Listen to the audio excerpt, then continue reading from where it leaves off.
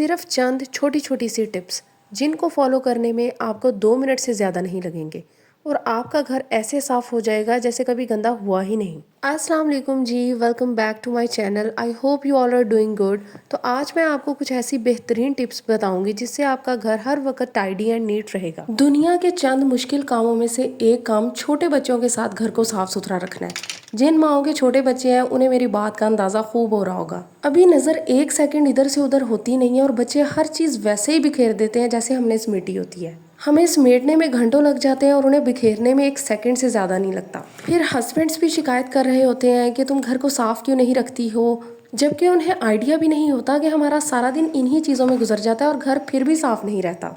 तो चले फिर स्टार्ट करते हैं। सबसे फर्स्ट टिप जो है वो है अच्छे से लिनन को फोल्ड करना। आपके स्टोरेज एरिया के अंदर सबसे ज़्यादा जगह बेडशीट्स लेती हैं और अगर वो प्रॉपरली फोल्डेड ना हो तब तो वो बिल्कुल मेस क्रिएट कर देती हैं। अगर आप चाहती हैं कि ये जगह कम से कम लें तो आपको इन्हें अच्छे से फोल्ड करना आना चाहिए, जैसे मैं आपको सिखा रही हूँ। आपने सिर्फ बेडशीट में एक पॉकेट क्रिएट करनी है और जिस साइड पे पॉकेट क्रिएट हुई है उस साइड पे आपने अदर हाफ ऑफ बेडशीट जो है उसको डाल देना है। तकिए भी आपने अदर हाफ ऑफ बेडशीट के अंदर ही रख लेने हैं ताकि आपके तकिए अलग से जगह ना लें और इसके साथ ही सिमटे रहें।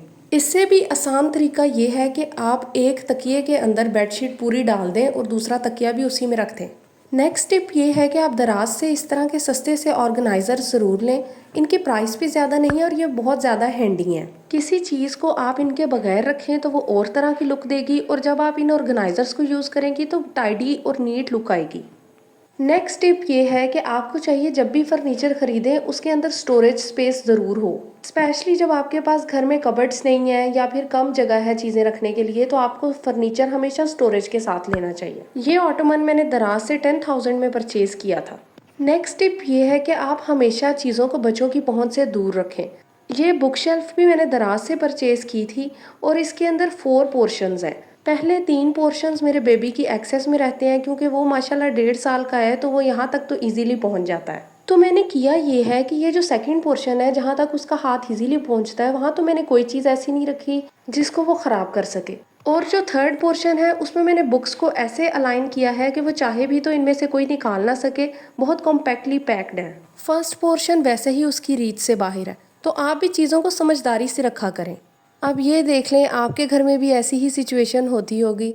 तो ये तो बहुत थोड़ा है, अभी कह लें कि सिर्फ 60% है जिस तरह का मैस बच्चे घर में क्रिएट कर देते हैं। तो आप फ़र्ज़ करें अगर मैं इन चीज़ों को बारी बारी किसी जगह पे सजाना शुरू करूं और एक एक करके रखना शुरू करूं तो फिर तो सारा दिन इसी चीज़ में गुजर जाएगा। आप समेटेंगी बच्चे फिर बिखेर देंगे, तो ये काम आपने नहीं करना। बल्कि इसकी बजाय आपको चाहिए कि आप चीज़ों के लिए जो है वो बास्केट्स लगा लें। इनको कैटेगराइज लाजमी करना है आपने। जैसे कि मैंने एक बास्केट सिर्फ और सिर्फ ब्लॉक्स के लिए लगाई है। आपको पता है ब्लॉक्स बहुत ज़्यादा जगह लेते हैं और बच्चों वाला कोई घर ऐसा नहीं है जहाँ पे ब्लॉक्स ना हो। दूसरी बास्केट मैंने स्पेशली छोटे टॉयज़ के लिए रखी हुई है और इस तरह के कोई भी बड़े स्टफ्ड एनिमल्स, बॉल्स हो गई, गाड़ियाँ हो गई जिनको ज़्यादा जगह चाहिए उनके लिए मैंने एक बड़ी बिन रखी हुई है। ये बहुत ही ज़्यादा स्पेशियस है, ड्यूरेबल है, इसकी क्वालिटी बहुत अच्छी है और इसमें बहुत ज़्यादा खिलौने आ जाते हैं एट अ टाइम। आप देख लें कि मैंने इसमें कितनी ज़्यादा चीज़ें रखी हुई हैं और ऐसा लग रहा है जैसे थोड़े से चीज़ें हैं। इसकी हाइट और डेप्थ अच्छी खासी है। ये सिर्फ 850 रुपीज़ में मिल जाती है। प्लास्टिक वाली किसी भी शॉप से आप इसे ईजिली ख़रीद सकती हैं। आप देख लें मैं इसमें ये वाला टॉय भी रख लूँगी तो फिर भी इसमें जगह पड़ी हुई है। अभी मैं इसमें और भी चीज़ें फिट कर सकती हूँ। इस तरह से आप 2 मिनट के अंदर अंदर सारे टॉयज समेट सकती हैं और उसके बाद इन बास्केट्स को जहाँ चाहे रख सकती हैं बच्चों की पहुँच से दूर। और देख ले पड़ी हुई कितनी अच्छी लगती हैं। इसमें ब्लॉक्स हैं छोटी वाली के अंदर, सारे कलरफुल चीज़ें वैसे ही अच्छी लगती हैं। आप इन्हें इजीली बच्चों के टॉयज सेक्शन में रखें। खिलौने ख़राब भी नहीं होते और सिमटे भी रहते हैं। ओके, नेक्स्ट चीज़, आपने कभी भी चीज़ों को वेस्ट समझ के डिस्कार्ड नहीं करना। जैसे कि मैंने ये सूप के डिस्पोजेबल बॉक्सेस रखे हुए हैं, इनको मैं हमेशा यूज़ करती हूँ जब भी मैंने कोई ऐसी चीज़ समेटनी हो जिसको मैंने बहुत फ्रीक्वेंटली यूज़ नहीं करना। नेक्स्ट टिप है ही ये कि आपने हमेशा चीज़ों को फ्रीक्वेंसी ऑफ यूज़ के मुताबिक रखना है। घर में बहुत सारी चीज़ें ऐसी होती हैं जिन्हें हम बहुत कम इस्तेमाल करते हैं लेकिन वो इधर उधर पड़ी हमें हर वक्त नज़र आ रही होती हैं, जिनका डेली रूटीन में कोई मकसद ही नहीं है। जैसे कि आप ये देख लें मैंने इसके अंदर रखी हुई हैं और बहुत सारे आपके ऐसे मार्कर्स, पेंसिल्स, बॉल पॉइंट्स होती हैं जो एक्स्ट्रा होती हैं जो आप हर वक्त यूज़ नहीं करते। एक आधी बॉल पॉइंट होती है जो आपको चाहिए होती है, बाकी जो सारा पैक है वो आपने हर वक्त अपनी आंखों के सामने नहीं रखना। इनके लिए मैं डिस्पोजेबल बॉक्सेस यूज़ कर। तो जिन चीज़ों की आपको डेली ज़रूरत होती है, जैसे एक आधी ball point, marker, scissors, pencil, permanent marker, ऐसी ये जो छोटी छोटी सी चीज़ें हैं, इनको आप हैंडी रखें अपने सामने और ऐसी जगह पे रखें जहाँ पर बच्चों का हाथ ना आ जाए। कोई भी सस्ता सा पेन होल्डर ले लें या फिर आप DIY कर लें, तो उसके अंदर इन चीज़ों को रख लिया करें। अब ये देखिए, मैं सेकंड पोर्शन के अंदर इन डिस्पोजेबल बॉक्सेस को रखूँगी, क्योंकि छोटे बच्चों से इस तरह की चीज़ें खुलती नहीं हैं। और सीजर्स वगैरह ऐसी चीज़ें मैं ऊपर रख रही हूँ जहाँ तक बच्चे का हाथ बिल्कुल भी ना पहुँचे। इन बातों का ख्याल आपने लाजमी रखना है, क्योंकि इस तरह की चीज़ें अगर किसी बच्चे के हाथ में लग जाएं तो नुकसान का ख़तरा बहुत ज़्यादा होता है। Okay, next tip is give a home to everything. इसका मतलब ये है कि आपने हर चीज़ की एक ख़ास जगह मुकर्रर कर देनी है। इस तरह आपको हर दफ़ा अलहदा से नहीं सोचना पड़ेगा कि मैंने इसे कहाँ रखना है। अगर बॉक्सेस यहाँ रखने हैं तो ये यहीं रहेंगे। अगर आपने टॉयज़ बास्केट्स में रखने हैं तो वो उसी में जाएंगे हर दफ़ा, और आपको हर दफ़ा अलहदा से नहीं सोचना पड़ेगा कि मैं चीज़ों को किस जगह पे रखूँ। बिल्कुल इसी तरह मैंने अपनी आर्ट एंड क्राफ्ट सप्लाइज़ के लिए ये दराज से ऑर्गेनाइज़र मंगवाया है, और ये सारी सप्लाइज़ इसी में रहती हैं। मैंने जब भी यूज़ करनी है यहीं से निकालनी है, यहीं पे वापस रखनी है। इनकी प्राइसेस भी अफोर्डेबल है। मुझे 1 साल से ज़्यादा हो गया इनको यूज़ करते हुए। चीज़ें भी बहुत ज़्यादा रखती हूँ, लेकिन ये टूटे नहीं, ख़राब नहीं हुए, फटे भी नहीं, और किसी भी जगह पे इजीली फिट आ जाते हैं। डस्टिंग करना बहुत इजी है इनके साथ। इनको आराम से बाहर निकालें, उस जगह की डस्टिंग करें और दोबारा से इनको वापस रख दें।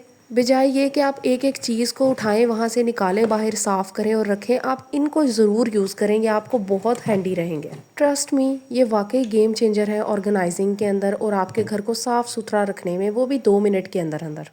अब आप ये देख लें कि मेरे बेबी की रीच में है। ये पैम्पर्स मैंने अपने साइड टेबल में रखे हुए हैं, तो उसका जब दिल चाहता है वो इन सबको यहाँ पे बिखेर देता है ऐसे। तो दिखाने का मकसद ये है कि इस तरह की चीज़ें होती रहती हैं। अब आप इस ड्रॉअर की हालत भी देख लें कि ऐसे ही रहता है, क्योंकि ये उसकी पहुँच में है।